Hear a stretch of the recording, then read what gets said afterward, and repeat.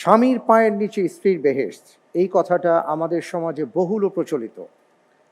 আসলে এই কথাটা কতটা বাস্তব বা এটা কি হাদিস নাকি কোরআনের আয়াত, এই বিষয়ে আমরা অনেক কথা শুনে থাকি। আল্লাহ রসুল সাল্লাল্লাহু আলাইহি ওয়াসাল্লাম বলেছেন, মা বাবার পায়ের নিচে সন্তানের বেহেশত। আর স্বামীর ক্ষেত্রে বলেছেন রসুল সাল্লাল্লাহু আলাইহি ওয়াসাল্লাম, যদি আমি কোনো স্ত্রীকে আল্লাহ ছাড়া অন্য কাউকে সেজদার অনুমতি দিতাম বা দেয়া হতো, তাহলে আমি তাদেরকে বলতাম স্ত্রীরা যেন তাদের স্বামীকে সেজদা করে। প্রিয় দর্শক, আসুন এ প্রসঙ্গে আমরা কিছু গুরুত্বপূর্ণ কথা শোনার চেষ্টা করি। স্বামীর পায়ের নিচে স্ত্রীর বেহেশত। স্ত্রীর প্রতি স্বামীর হক বা স্বামীর আনুগত্য বিষয়ে অনেকে এই বাক্যটিকে হাদিস হিসেবে পেশ করে থাকেন, কিন্তু এ শব্দ বাক্যে কোনো হাদিস পাওয়া যায় না।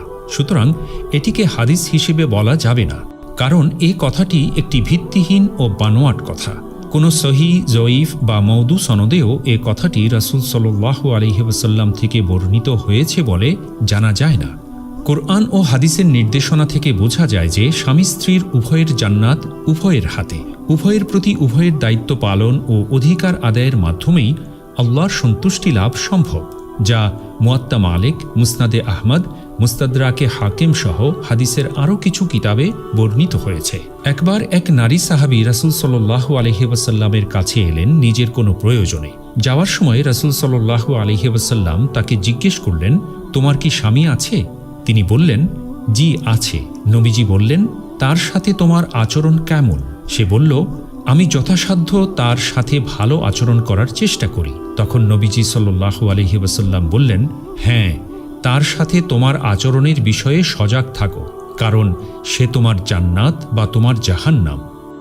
স্বামী স্ত্রীর একের উপর অন্যের হক রয়েছে। এ বিষয়ে আল্লাহ তাআলা কুরআনে কারিমে মৌলিক নির্দেশনা দিয়েছেন। আল্লাহ তাআলা বলেন, আউযু বিল্লাহি মিনাশ শাইতানির রাজীম ওয়া লাহুন্না মিসলুল্লাযী আলাইহিন্না বিল মা'রুফ। আর স্বামীদের যেমন তাদের স্ত্রীদের উপর ন্যায়সঙ্গত হক রয়েছে, তেমনি তাদেরও হক রয়েছে স্বামীদের উপর। আর রাসূলুল্লাহ সাল্লাল্লাহু আলাইহি ওয়াসাল্লাম বিস্তারিতভাবে স্বামী স্ত্রীর হক তুলে ধরেছেন এবং স্বামীদেরকে স্ত্রীর হক আদায়ের ব্যাপারে সতর্ক করেছেন।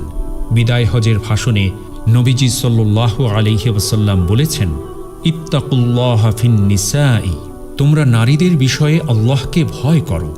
সাথে সাথে নারীদেরকেও স্বামীর আনুগত্য করার প্রতি উদ্বুদ্ধ করেছেন এবং এর ফজিলত বর্ণনা করেছেন।